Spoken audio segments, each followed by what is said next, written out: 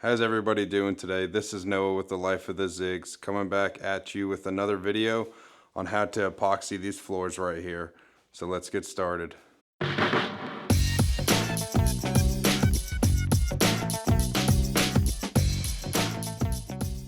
Start off, guys, I just want to say that this kit in general was very easy to install. The instructions were very clear and concise, and in the box it came with everything that I needed to do the project, minus a mop bucket, a shop vac, garden hose, fan, and paint roller, which most homeowners will already have these lying around their house. So you guys have a little background on this basement right here. There was carpet down here, however, as I'll state later in the video, I get water in my basement. And with water and carpet, it does not mix well. So I decided to tear that up, and I figured the best way to prevent any mold or water damage was to just paint or epoxy the floor. Now getting into the kit itself, as you can see in the video right now, I am currently watering the floor with a water can. Well, it's not just water in that water can. The kit comes with almost salt-like granules that you will put in that water can and then pour it all over the ground in about 5 foot by 5 foot sections. Let sit for about 5 to 10 minutes, then vacuum it up, water it down so you get any of that acid etching material off, scrub it again, vacuum it again, and then you're all clear.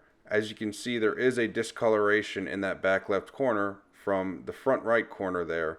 That's because, as I said, it's an acid etching compound and it literally puts small little cracks and crevices in the concrete. This step is extremely important, as if you do not do this, it will not allow the epoxy to adhere to the concrete properly. It's almost like sanding a piece of wood before you paint it. You want to rough it up so that it has something to grab onto. Same principle with the epoxy. Currently, the Rust-Oleum Rocksolid kit retails on Amazon for about $300 or a little less than that right now. I got two 2.5 car kits, so they say that could cover 1,000 square feet. However, I found that not to be true. My basement is roughly 500 square feet there, and it took both kits in the entirety to cover the basement. So I would definitely recommend doubling the amount that you think you need, and you can always return it if you don't need that much. Now that all the acid etching was done, I wanted to give it one more quick mop. This just made sure that that surface was extremely clean so that that epoxy could stick really well to it. Just like any painting project, prep is key to success, so make sure you prep well. Another extremely important thing is make sure to fill in any cracks, divots, dents, whatever you want to call it, any holes in your concrete, fill it in. Rust-Oleum does make their own fill kit, which retails for about $40 on Amazon. Again, all these products will be linked down in the description below. I highly recommend getting this, as that epoxy will actually stick to this product, unlike other concrete fillers that are out there. Once everything's all filled in and nice and dry, tape up anything you don't want to get that epoxy on. Make sure you got a fan blowing fresh air into you, and then start mixing up the first bag and get to rolling. The epoxy comes in a bag that is in 2 separate sections, and to break that seal, you kind of roll one part onto each other. Once you break that seal, you need to make sure you shake it up and use it within about 20 to 30 minutes, I believe the package states. It is always a smart idea to have a brush to make any cut-in marks, and it does do pretty good at cutting itself in, so don't worry that you're going to have to put another coat on it. As long as you put a nice thick coat down, it will go on good. Now, when it came to applying the epoxy with the roller, there's 2 methods I've seen out there. The first method is the one that I'm doing, where you take the bag, pour a little bit out at a time, and then roll it out with the roller and disperse it that way, and then add more as needed. The other method is taking a paint roller pan, pouring the epoxy all in there, and then rolling it on and keep dipping your brush in the roller pan and doing it that way. I found that the way that I used worked better for me personally. However, any way will work for you. The way I also did it puts down a thicker coat, which means you don't need to worry about putting a second coat down, which I know some people have had to do, and it also makes it a lot quicker and easier in the long run. Another thing I want to point out as well is you kind of will see roller streaks when you're rolling this out. Don't worry though, these will disappear as it dries, and it will look perfectly seamless and flush. When it came to the paint roller that I used the roller that the kit had itself. It came with 2 1/4-inch thick foam rollers, which had no issue applying this epoxy. I do know of other people who chose to use their own rollers. I'm not sure the reasons why. However, if you see people saying that